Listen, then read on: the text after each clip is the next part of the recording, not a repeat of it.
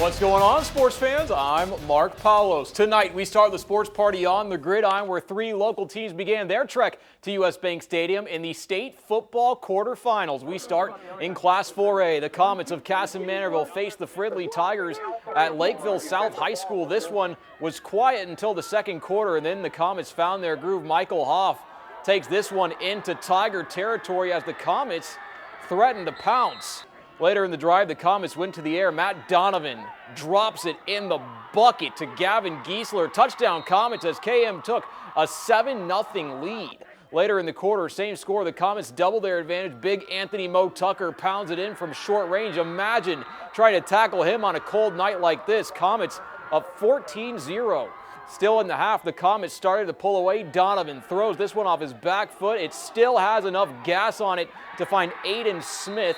Then a few plays later, the Comets found the end zone. KM is so good at faking the football. Easton Seuss hauls in the pass from Donovan for the touchdown. KM up 21-0 at the break. When the dust settled up in Lakeville, the Comets cruised to a 42-14 victory. Mo Tucker finished the game with 3 touchdowns. KM will play Becker next Thursday at U.S. Bank Stadium in the state semis. In Class 2A, the Chatfield Gophers squared off against the Minneapolis North Polars in quarterfinal action. First quarter, the Gophers fed North a steady diet. Sam Backer, the junior quarterback, scores on 4th and goal. Chatfield up 8-0.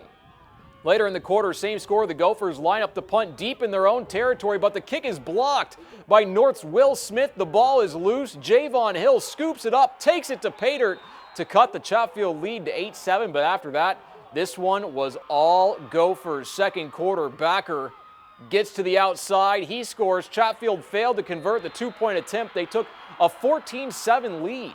Later in the quarter, same score. Chatfield started to blow the game wide open. Backer gets to the edge again and says, "See you later." It's a 54-yard touchdown run for the junior. Chatfield now up 22-7, but the Gophs weren't done yet. This time, they go to the air. Backer finds 6'4" wideout Cole Johnson on the 17-yard touchdown strike. One of 5 first-half TDs for Backer. Chatfield led 38-7 at the break. They roll to the state semifinals. They blow out Minneapolis North 50-20. Backer had 7 total touchdowns in the win for Chatfield. They will play Barnesville next Thursday at the Bank.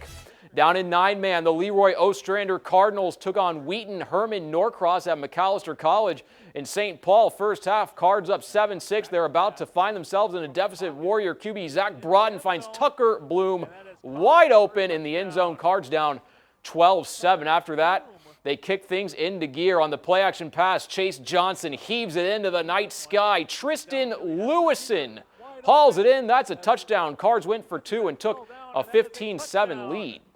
Later in the quarter, same score, LeRoy-Ostrander added to its lead. This time Johnson gives it to Tanner Olson on the option. The big fella does the rest. He rumbles his way into the end zone for the touchdown. Cards now up 23-12 and not looking back. Still in the half, how about another? Johnson rolls right, extends the play, finds Lane Bird for the house call as the Cards took a 29-12 lead. LeRoy-Ostrander beats Wheaton Herman-Norcross 57-26. They'll play the winner of Ogilvie and Kitson County Central next Thursday at U.S. Bank Stadium.